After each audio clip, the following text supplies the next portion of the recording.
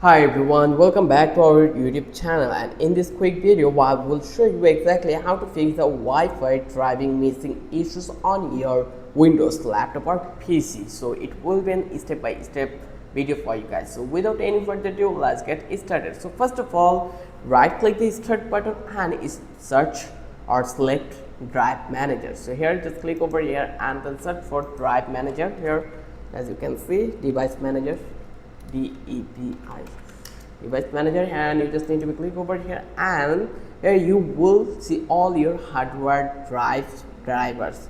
You just need to expand network adapters and check if your Wi-Fi adapter is listed. So here you will eventually see the network adapters, then expand this one, just click on, and then here actually you will able to see your Wi-Fi adapter is listed.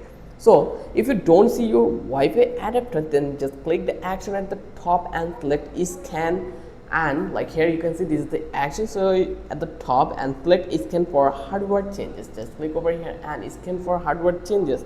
Sometimes Windows will automatically detect the missing driver and reinstall it like this way, and it will do your work.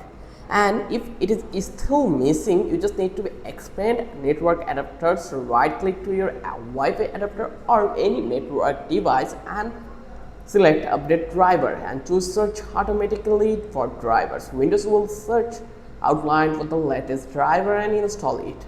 Then if that does not work, go to your laptop or motherboard manufacturer website, search for your model and download the latest Wi-Fi driver, install it, restart your PC, and your Wi-Fi should be back. And that's it, you have fixed your missing Wi-Fi driver. If this helped you, please like the video and don't forget to subscribe our channel.